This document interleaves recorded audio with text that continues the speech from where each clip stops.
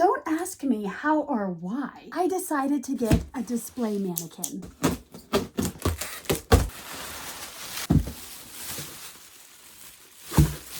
Well, for the most part, it's kind of sort of already assembled. If you've ever wondered what I look like making this mannequin form, the fabric matches my paleness. But yeah, overall the fabric looks good. I don't see any snags. The only thing I can see is there's like a little bit of an indentation right here. It could just be like weird shadowing that I'm getting from the ring light. We got a head. Not all of them come with an official head. Most of the time though, whatever they have screwed in can be screwed out. I can just see and feel that there's just enough wear to the fabric to not match the quality of this. Maybe I'm being too picky. Like a retail worker has probably worked with many more mannequins and would know like little defects just happen. But I'm also aware though that some people will actually get this for their room, kind of to fit maybe like a French boutique aesthetic. And then some people actually splurge and get custom made mannequins to their exact measurements. I didn't see any customization options on Amazon, but luckily I usually do fit the mannequin sizes, but not all mannequins are the same. The measurements do vary. So this one I picked out mainly because it was like the closest to me. I felt like just getting the appendage wasn't good enough. I got the arms because who wouldn't want to make this so lifelike with arms that you can move around and style that can scare you in the night. This is heavy and pretty flat. I think this is like the actual base. Some come on wheels. This did not, but it has nice little soft padding here so you can drag it around on wood floors and not feel worried. And it's not that heavy, so you can also just pick it up and move it around. There are no instructions. I guess if you've taken science anatomy, you know what to do. You know what? No, I don't. There are 2 holes there. I don't know what to do. Okay, well, I'm a symmetrical girly, so we're gonna somehow stick. I think this is what fell out of it. We are going to stick this into the mannequin. God, I'm cutting up my furniture. Okay, so this is screwed in pretty tight. But you see right here now, there's a little screw. That's where we need our gadget.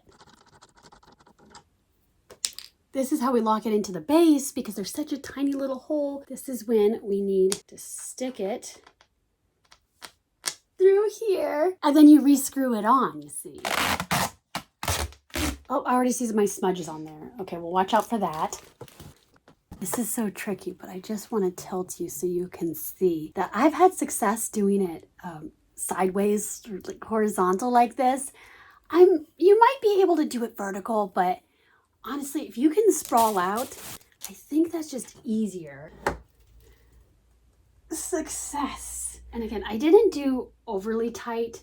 I think that's how you can end up stripping the screw. So right now, this is still able to rotate on you.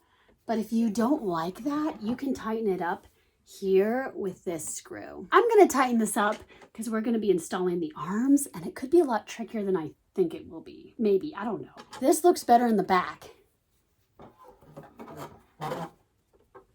Wow. She's a little short. Let's just make her a little taller. I don't want her to be embarrassed. Oh, now she's a little taller than me. My ego can deal. Just be sure to double check to see if you are working with your left or right arm. You can look inside, and the only thing I see going on is like a screw across. I assume that it hooks on here. So be considerate of the motion you screw because again, like you want it to hook on and then you're trying to lace it through. I don't want to push it, so I'm going to reverse, loosen it just a little bit. I guess it depends on what you want because maybe you do want the arm loosely hanging, but you can still bend the hand in a creative way. I'm seeing it produce little wood chips. The wood is tearing into the wood. Aha! You know what though, like I don't have the other arm in to balance it, like it's gonna be all good. Oh gosh. I'm watching it crunch again on this elbow. Aha! I have an idea. This was kind of expensive. I mean, it was on the cheaper end, and I guess maybe retail stores spend a lot more on their mannequins. So I don't know if I'm in the right to be disappointed by that.